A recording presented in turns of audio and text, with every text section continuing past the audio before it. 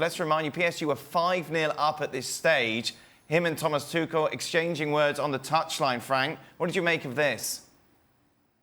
Well, the responsible for the story is, of course, Kylian Mbappe. He always said that he wants to be, ambitious, that he wants to score goals, he wants to be like Ronaldo. And Ronaldo always said that he never been happy to get out because he always said that the last 10, 15 minutes are crucial, and it's where you have to score goals. But in that case, it's not the case, because it's 5-0. He already scored a goal. Everything was okay, and he was put out by the coach to put in Cavani, the guy who scored more than 200 goals for Paris Saint-Germain. We never said anything. We never complained about anything. But I think why Tuchel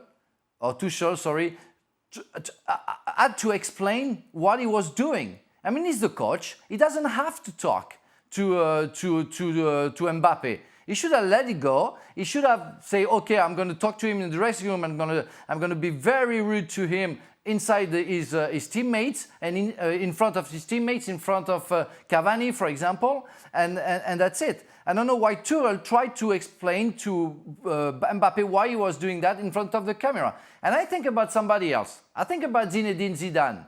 When he sees that, and he say, well, I'm going to take that guy who's never happy and is going to show to all the world, he's going to do that to me? It's not good publicity for Mbappe. People are questioning his way of life right now. He's questioning also if, I don't know, if he got a bigger head than he should. So I love him. I love the player. I try to defend him, but it's getting very, very hard for me. I can tell you this. He wouldn't do that to Zinedine Zidane.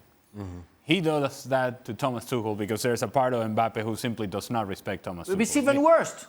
It's even worse for that. So if he does that, it's even worse. It means that Tuchel is not the boss. Sorry. Well, sorry. That's all right, Frank. So here's the thing. There is a thought process by Mbappe in saying, I can do this to this guy. I wouldn't do it to Zinedine Zidane. The other thing I would suggest is that this is not the first time that we see it. So if this is not the first time that we see it, I fully agree with Frank that if you're Thomas Tuchel, you're well within your rights to take the player out because you think that's what's best not only for the player but for the team. You're looking at the big picture. Great. But you don't have to address it there. Right. Because once you address it there, it becomes a big issue. Yes, if he wants to go and walk off and throw a water bottle, whatever, that's on Kylian Mbappe. But when Tuchel comes in and he's hugging him and this, and we're talking, we're covering our mouths, it becomes a bigger deal than it needed to be. No player wants to come off the field. We know that very well. Did he behave like a baby? Of course he did. There's no excuse in Mbappe. But I also think Thomas Tuchel is part of the story here. Here's why making that a big deal, I think, is a big deal. In that, we've seen this similar petulance from Neymar over the last couple of seasons. And then last summer, El Khalifi came out and with a big splash and saying, the culture of this club is going to change. We're not going to be standing for this. And now all of a sudden, 9 months in, you have Kylian Mbappe doing exactly the same, which means all this threats and loaded wordage from the chairman really doesn't mean anything. He's taking selfishness to a new level. Every top player has an element of selfishness. But somebody has to explain to him, your goal-scoring record is less important than you being available for the big games coming up.